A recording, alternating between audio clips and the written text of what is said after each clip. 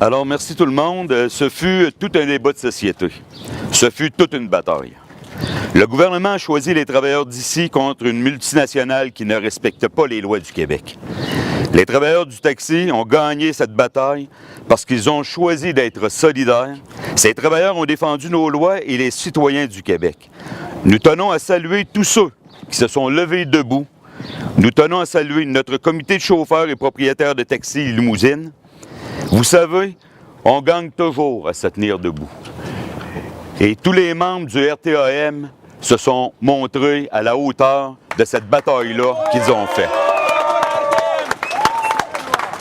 Vous vous rappelez l'Assemblée historique du 31 janvier dernier, où plus de 1000 chauffeurs et propriétaires se sont déplacés pour venir joindre les rangs du RTAM. Ensemble, avec notre solidarité et les recours juridiques qu'on a déposés, que nous avons entamés, ont envoyé un signal puissant au gouvernement. Celui-ci devait mettre fin à son inaction. Nous avons maintenant un projet de loi 100. On a envie de dire aujourd'hui, voici le projet de loi 100 Uber. Merci. Bravo. Ben. Premièrement, merci à tous d'être venus. Aujourd'hui, c'est un grand jour pour l'industrie du taxi, mais aussi pour les citoyens du Québec. Vous savez, on ne peut pas tolérer qu'une multinationale vienne imposer ses règles, bafoue nos lois ici au Québec et rit d'un gouvernement. Maintenant, on a la preuve, on a un gouvernement qui a su mettre ses culottes. Naturellement, on va se garder une certaine gêne, une certaine réserve, à savoir, on va analyser la loi correctement, on va vérifier chacun des articles pour être sûr que c'est bel et bien conforme aux demandes de l'industrie du taxi, mais on a compris l'appel à la modernisation du gouvernement. Et ça, je pense que c'est un message important qu'on a reçu comme industrie du taxi.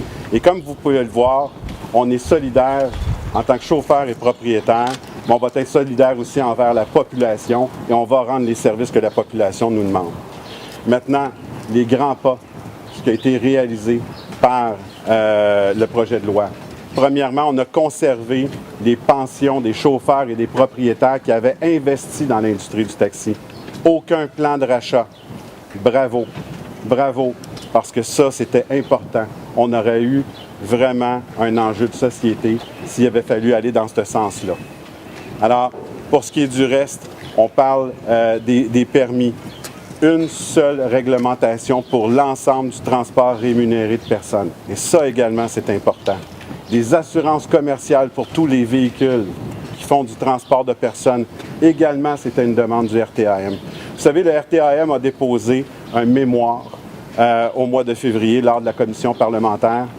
Et c'est plus d'une dizaine de recommandations que le RTAM a fait qui a été retenu. Et ça, c'est grâce à la mobilisation des chauffeurs et aussi à l'ouverture qu'on a eue face aux demandes gouvernementales. Alors, quand on veut, on peut. Et maintenant, tout ce qu'il nous reste à dire, c'est bye-bye Uber. Ouais.